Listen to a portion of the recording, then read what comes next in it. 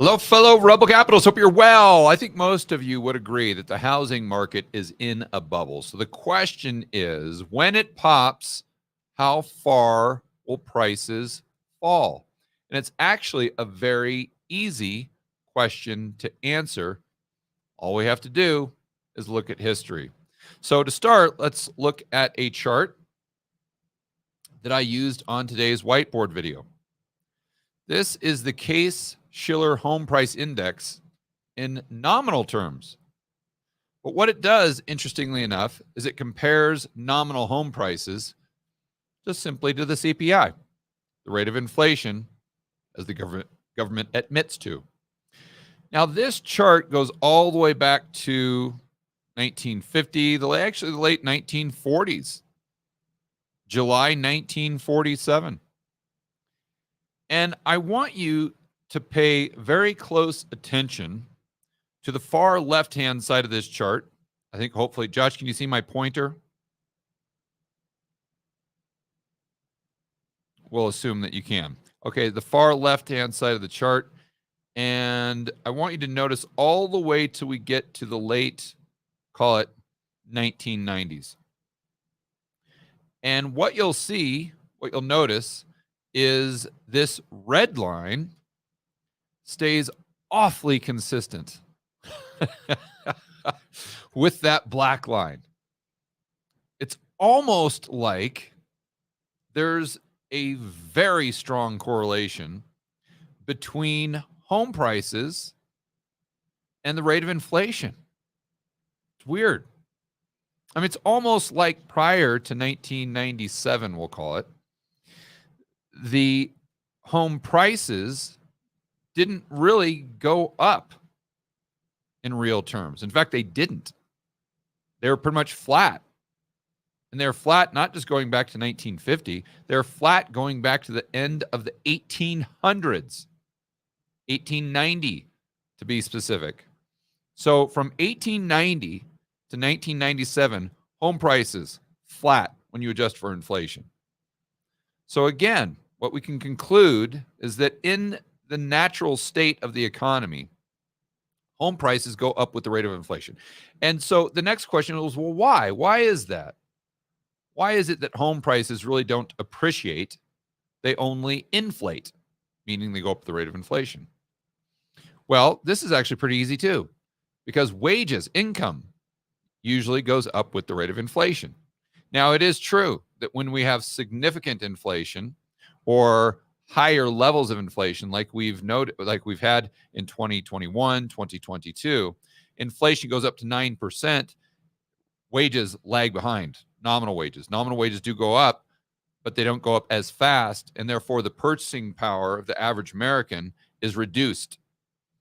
But when inflation is going up at the pace that we see here, look at this, even in the 1970s, for heaven's sakes, home prices really didn't go up when you adjust for inflation. And again, when you think about what goes into a home price, it's actually pretty simple. It's three components. It's the home builders wanting to make money. So I'll call that a constant. It's wages, and it's interest rates. Those are your levers that we can pull that equal home price. Now, of course, there's regulations that go into that, and then how willing the banks are to lend, how fast they can get those loans off their balance sheet and give them to Fannie and Freddie, which is basically shooting them over to the taxpayer. Now, so there's a lot of those variables as well. But the three main levers outside of government are, like we said, home builders' willingness to make profit, constant, wages, interest rates. And that makes sense. Why? Because someone uses their wages to pay their mortgage. It's shocking. I mean, you don't have to watch the Rebel Capitalist channel to know that. I mean, any first grader knows this. So then the price of their mortgage would be impacted by the rate that they're getting, the interest rate. So if we go back and we see that, wow, 8% on a 30-year fixed rate mortgage, that's not high by any stretch, not really low. It's kind of within the range of average when you go back to, let's just say, the 1950s. Okay, so then how are prices this high? How can you have such a massive delta between the rate of CPI, black line, and this red line where home prices are right now? And by the way, look, every single time the price goes up, even back here when prices kind of went up and got above that black line, call it in the late 80s, early 90s, what happened? Prices mean revert. Look what happened in 2006. Oh, weird. Prices mean revert, or very close to it. So why is this time different? Why is it any different? You say, oh, George, well, the supply side, there's no supply, there's no supply, there's no supply. Okay, well, that is making the mistake of taking the last year or so and extrapolating it indefinitely into the future, saying that because we haven't had any supply, there's no way that we will have supply. We've underbuilt or anything like this, as if people can't be incentivized to sell, that we just have to have more homes being built. I mean, when you think about that, just at surface level, it's complete nonsense, right? But when you notice this delta, you see how extreme this bubble is. And then the next thing you notice, like I said, that it always mean reverts. So when it mean reverts, where are you going to go?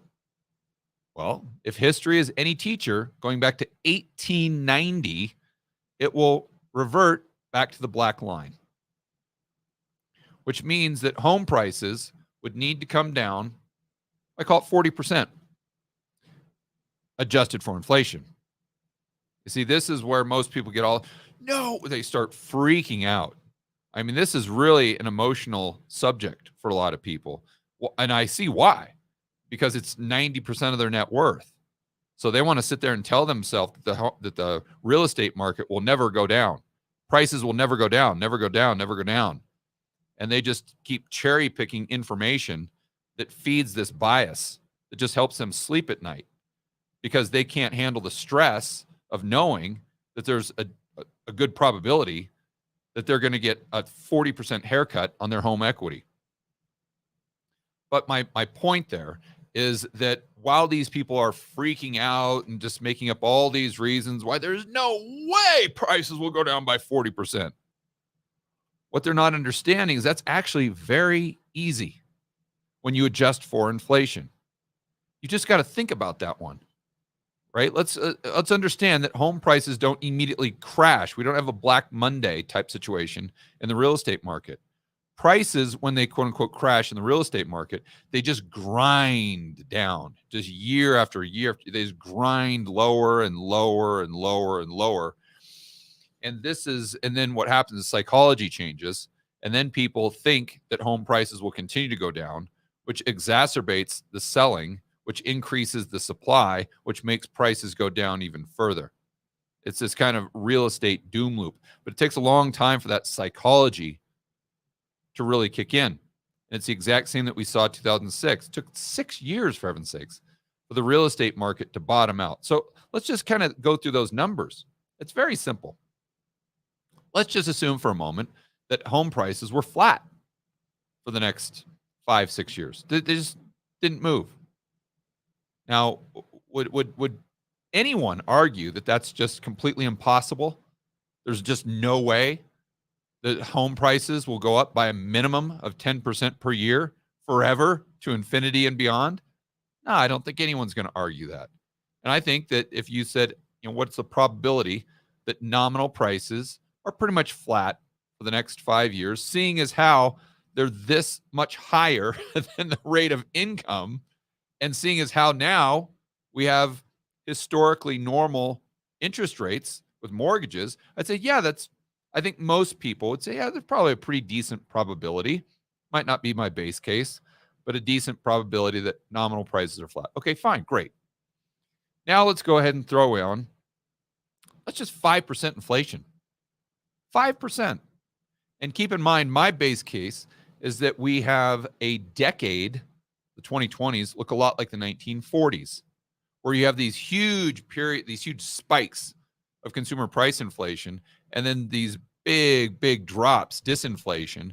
And then depending on what type of crisis we get, you might even have some deflation like we saw in 2009 for a quick quarter before the government comes in with more of their policies, more of their economic distortions, like price controls, that take us right into that next wave of consumer price inflation. Well, if we look at a chart, let me actually pull this up. I didn't have this one ready, but let's do CPI 1940s. Should be pretty straightforward to get this chart.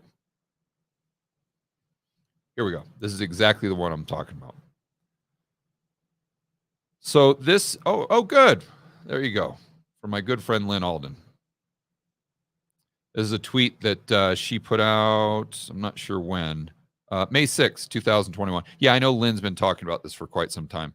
So these are the spikes that I was referring to in the 1940s, where it looks, we got up to what, 12% right here. So, we just got up to 9.1 and we saw this type of disinflation. So I think this is the way it's going to look. So let's just assume for a moment that I'm correct and that Lynn is correct as well, because I think this is her base case as well. Then we would have another, disinflation, a little bit of deflation. And then, we get the recession like we've been talking about. And then the government's response takes us into that next wave where, who knows? I can't imagine that we'd go this high, but crazier things have happened, right? In 1947, we got up to 19% inflation before we dropped down a couple years later to -2, actually 2% deflation. And then we had another wave of inflation that went all the way back up to almost 10%. So let's just assume for a moment that nominal prices stay the same for the next 5 or 6 years, but this is what the CPI does.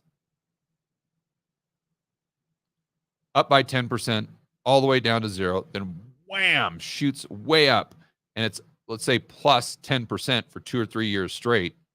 And then bam, all the way back down to 0.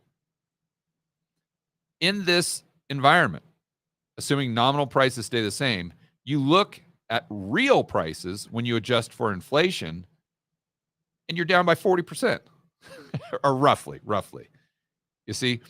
So what's funny is all those people that their head explodes when I say that prices have to mean revert at some point and come back down to their historic norm that we've seen going back to 1890, for heaven's sakes. And why? Because it's all about wages and interest rates, for heaven's sakes. And it's not rocket science. But when I say that, they just, their head, they get this smoke starts coming out of their ears. For all those people, if I said, do you think nominal prices could stay the same? Not crash, but the same for 5 years. They say, oh, yeah, I could see that happening. And oh, by the way, do you think that we could have inflation similar to the 1940s? Yeah, I see that happening. But yet, they think that there's absolutely no way that prices can come down. Home prices. You see? So there's an inconsistency with most people's thinking because they look at everything in terms of nominal prices, where you've got to look at things in terms of real prices, because at the end of the day, that's all that matters. People are looking at their home equity as purchasing power. So who cares what the nominal value is if the purchasing power is going down? So that's the quick and easy. And by the way, this chart is from longtermtrends.net. Case-Shiller Home Price Index versus CPI. And when you look at the, if you're someone that sits there and says, oh, no, supply is so low and people are locked into their house, they're never going to sell because they've got a 30-year fixed rate mortgage at 3%, and therefore prices are just going to go up forever, George. You don't know what you're talking about. And there's a lot of people like that. They just rationalize that. And those are the people that are homeowners that have 95% of their equity in their house, because they're rationalizing this because it helps them sleep well at night. Because if not for that rationalization, they'd be completely stressed out all the time. But for all of those people who would argue that, just look at this chart, man. That's all you got to do. Let's look at this chart. And you tell me, understanding that this black line basically represents wages and this red line represents prices. You tell me why prices are going to continue to go up. And by the way, when do they stop? At what point do prices get to a level where even with incredibly low supply, there's zero demand? Because no one can afford the house, for heaven's sakes. And I think we're getting very close to that point. Let's remember, it's not just demand or supply. Everyone can look at those specific compartments and make any type of argument they want. It's demand relative to supply. And when you see this bubble start to crash, it's a result of demand going lower and lower and lower than supply. Supply, let's say, staying straight, flatline. Demand goes down lower than the rate of supply. Right now, we have the rate of supply going down to the bull's point, but you have demand going down as well. It's just supply has gone down at a greater pace. So we have incredibly low demand right now, but we have even lower supply. Okay, well, all we need to do is make a quick adjustment to that supply. I don't know, maybe because the unemployment rate goes up, which is what the Fed is trying to do right now. And then boom, you have twice as many homes on the market for sale, and that impacts the price of the other 140 million that are not for sale. And all of a sudden, that home equity starts to grind lower and lower and lower, which triggers that psychological component in people that have 95% of their wealth in their home equity, saying, shoot, I've got to sell now because I cannot risk taking any more of a hit. And now everyone thinks that home prices are going to continue to go down instead of continue to go up. And this is the exact same mentality you saw in 2010, 2011, 2012. I know, I remember, because I was buying homes in 2012. And back then, everybody thought that home prices would go down forever. Everybody. And now it's just the complete opposite. So another thing that I'd like to point out here, and how we get that supply side up to what's really impacting prices, which would bring this red line back down to its historical norm. We're not talking about anything crazy. When you talk about a 40% decline in real terms, this is not craziness. This is not insanity. This is not tinfoil hat stuff. No, this is just going back to what we've seen from 1890 to 1997 for 100 years, for heaven's sakes. There's a reason why prices mean revert for 100 years straight. And again, it's not rocket science. And that's why they'll likely mean revert again. But let's go into, Jerome Powell. You guys know that he's been talking about decreasing the rate of inflation by doing what? Increasing the unemployment rate. And I also want to point out, let's just go over to this Zero Hedge article. This chart. So a lot of you might not even be cognizant of this because you live in a Florida or Texas where you still see home prices going up. But in aggregate total in the United States, home prices are going down, especially adjusted for inflation. And you look at this. This is a comparison between the bubble between 2012, 2022, and the bubble between 91 and 2006. And look at this. It obviously, this black line, represents 12 to 22, going up at a much faster rate. But we can see the exact same play out in the decline, where the decline represented by this blue dotted line back 06 to 2012, kind of gradual at first. Look at that, kind of gradual, and it starts creeping down, then it flatlines and creeps down, then goes up a bit, then down a little bit, up a bit, down a little bit more until you bottom out in, I think it was August 2012. But look at this black dotted line going down much faster, which I guess makes sense because it went up a lot faster. So prices are already starting to turn, but I'd like to show a chart of unemployment. This is another one that I use in today's whiteboard. And notice these gray lines represent recessions, which I would assume most of you believe there's a high probability that we go through a recession in the next, let's say, 6-9 months. That's what the Fed is explicitly trying to do, is create a recession by increasing the rates of unemployment, or at least increase the rates of unemployment. But that most likely leads to a recession, or one of the contributing factors. So if we go back to 1950 again, you'll notice every single time we get to one of these shaded areas, which is recession, what happens to the blue line? It spikes. it goes way up every single time without fail. In fact, during the GFC, we go from, call it 4.4 up to 10%. So I would encourage you to go through a thought experiment. Right now, unemployment's right around 3.8, call it 4%.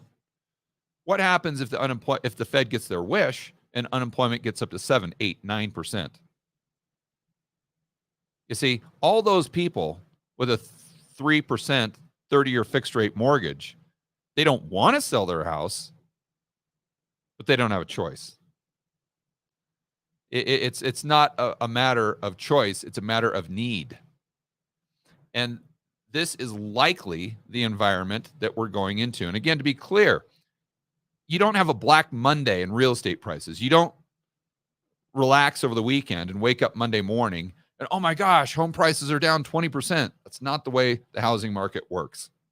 It's a slow grind, down, down, down, down, down. And in real terms, adjusted for inflation. But when you want to know, ask the question, how far do prices have to go down? All you got to do is look at this chart from longtermtrends.net, and it's an easy answer. Red line has to go back down to black line.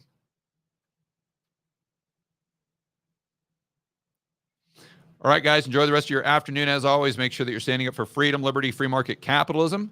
If you want more of the most recent important news stories covered on this channel, Josh will put a playlist right there. And we'll see you in the next video.